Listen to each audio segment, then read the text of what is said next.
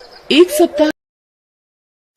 सप्ताह के बाद राखी का त्योहार है, लेकिन राखी का बाजार अभी से सज गया है। लाल पीली राखियां सभी दुकानों की शोभा बढ़ा रही हैं। बहनें अपने भाई के लिए राखी तो भाई अपनी बहनों को उपहार में देने के लिए अभी से कुछ न कुछ खरीद रहे हैं। 12 साल का रंजन जो एक चाय की दुकान पर काम करता है, इस बार अपनी 7 साल की दिव्यांग बहन गुड़िया को बहुत अनोखा उपहार देना चाहता है। रंजन इसके लिए जी तोड़ मेहनत भी कर रहा है।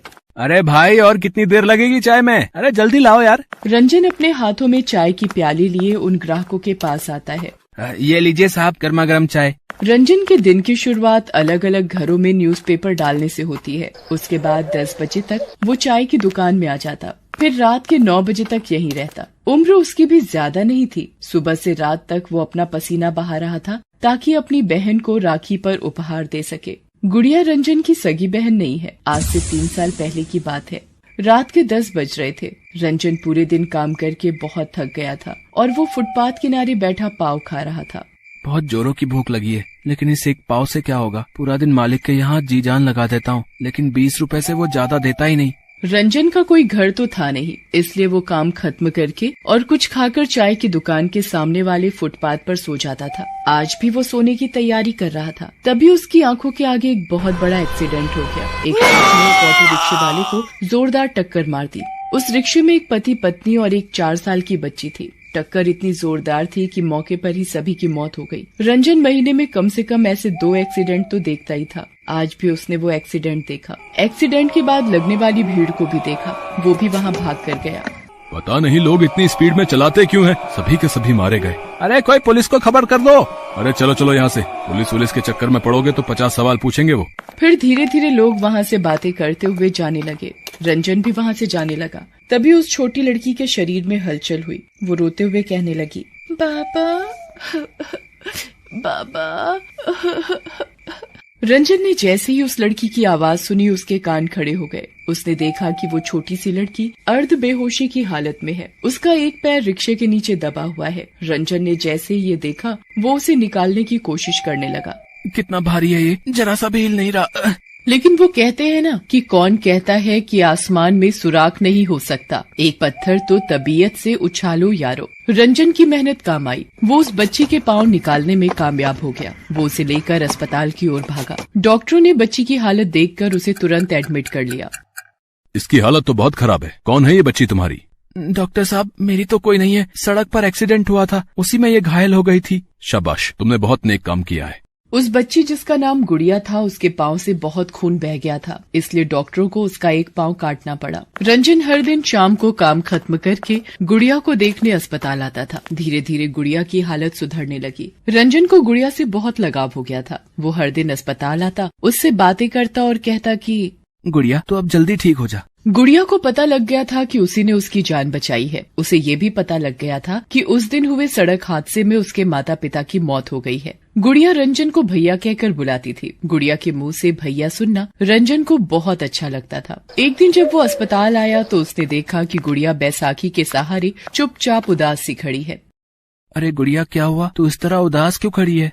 गुड़िया कुछ बोलती उससे पहले ही डॉक्टर साहब वहाँ आ गए और उन्होंने उससे कहा कि गुड़िया अब बिल्कुल ठीक हो गई है, तुम इसे अपने साथ घर ले जा सकते हो। ये कहकर डॉक्टर साहब वहाँ से चले गए। उनके जाने के बाद गुड़िया, डॉक्टर साहब ने कहा कि तुम्हें घर ले जाऊं। तुम्हारा घर कहाँ है? मेरा कहीं घर नहीं है भैया। हम गांव से यहाँ आए थे। पिताजी को यहाँ एक कपड़ों की फैक्ट्री में काम मिला था। पिताजी किराए का मकान ढूंढ ही रहे थे, लेकिन मकान मिलने के पहले ही वे दोनों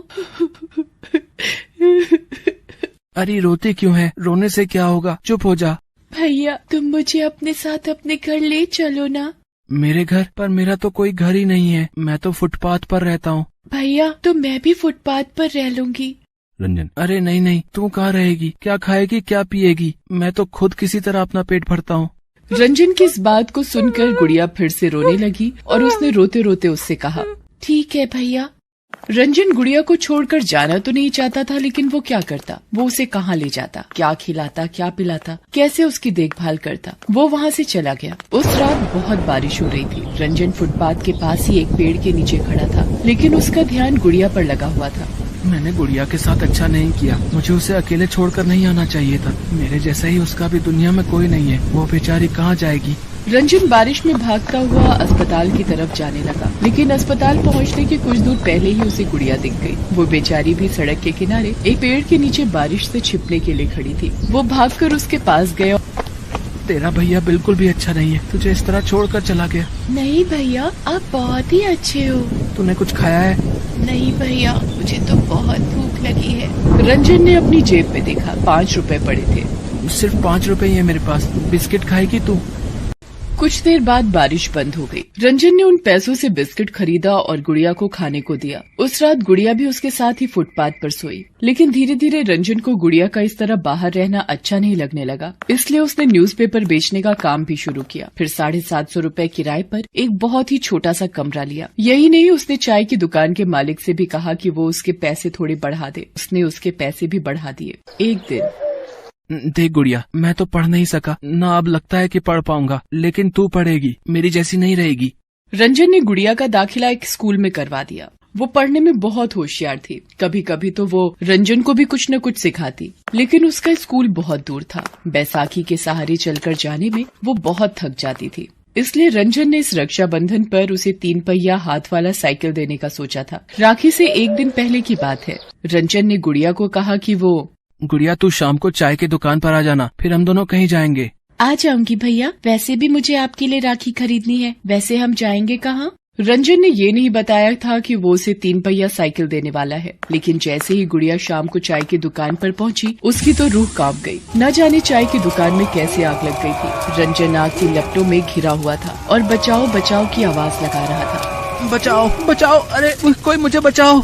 लोगों ने भीड़ तो बहुत लगा रखी थी, लेकिन कोई उसकी मदद को नहीं आ रहा था। आवाज लगाता लगाता वो बेहोश हो गया। गुड़िया ने जैसे ही ये सब देखा, वो आग की परवाह किए बिना दुकान में चली गई और अपने भाई को बाहर ले आई। हालांकि उसे बचाने में गुड़िया थोड़ा जल भी गई थी। रंजन भी जल गया था। फिर गुड़िया उसे लेकर अस्पताल पहुंची। रंजन की हालत को देखकर तुरंत ही उसका इलाज शुरू हुआ। 24 घंटे बाद उसे होश आ गया। होश में आने के बाद उसे पता लगा कि किस तरह उसकी छोटी बहन ने उसकी जान बचाई है। गुड़िया, राखी पर तो भाई अपनी बहनों की रक्षा का वचन देते हैं। तूने तो अपने भाई की ही जान बचा ली। देखना, मेरी ऐसी हालत हो गई है कि तेरा भाई तुझे कुछ दे भी नहीं पाया। वो ये कह ही रहा था कि गुड़िया ने अपने कपड़े का एक छोटा सा टुकड़ा फाड़ा और उसकी कलाई पर बांधते हुए कहा कि मुझे कुछ नहीं चाहिए भैया, बस आप ठीक रहे। मेरे लिए यही सबसे बड़ा राखी का उपहार है। रंजन ने अपनी कलाई पर बंधी उस अनोखी राखी को देखा और उसे कहा कि तू दुनिया की सबसे अच्छी बहन है। और गुड़िया ने कहा कि आप सबसे अच्छे भाई।